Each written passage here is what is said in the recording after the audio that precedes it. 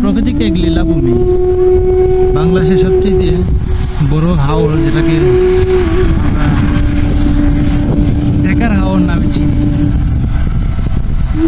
সুনামগঞ্জের এই দেখার হাওর যে দেখেন, এদিকে সুনামগঞ্জ সদর, ওদিকে দুয়ারা বাজার, ওদিকে চাতক, এদিকে শান্তিগঞ্জ ও অনেকটা উপজেলাকে কেন্দ্র করে এই দেখার হাওরটা হয়েছে।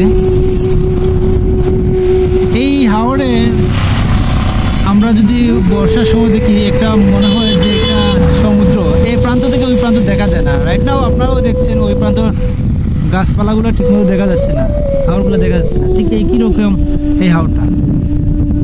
কিন্তু এই হাওরে আগে যেরকম ফসল হতো সেই অনুযায়ী বর্তমানে কোনো ফসল হয় না, এবং হবে বলে ভবিষ্যতেও মনে হচ্ছে না। কারণ প্রাকৃতিক যে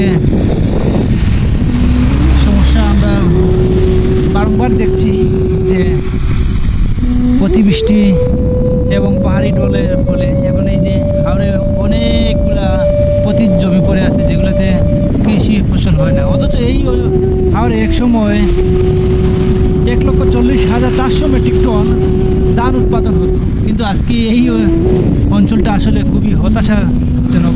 এখানে অনেক ফসলি জমি কমে গেছে, কারণ হঠাৎ করে বৃষ্টি চলে আসে। ইতিমধ্যে আবহাওয়া অধিদপ্তর বলেছে যে আগামী 15 দিনের মধ্যে এই সুনামগঞ্জ, সিলেট সহ বিভিন্ন অঞ্চলগুলো পাহাড়ি ঢলে প্লাবিত হবে।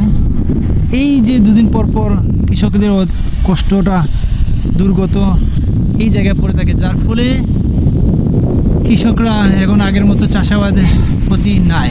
সবাই এখন কৃষিকাজ ছেড়ে দিচ্ছে ধীরে ধীরে, কারণ কি এত কষ্ট করে কৃষিকাজ করেও ফসল ঠিকমতো পায় না। আসলে এটাই বাস্তব। ধন্যবাদ, সবাই ভালো থাকবেন। আল্লাহ।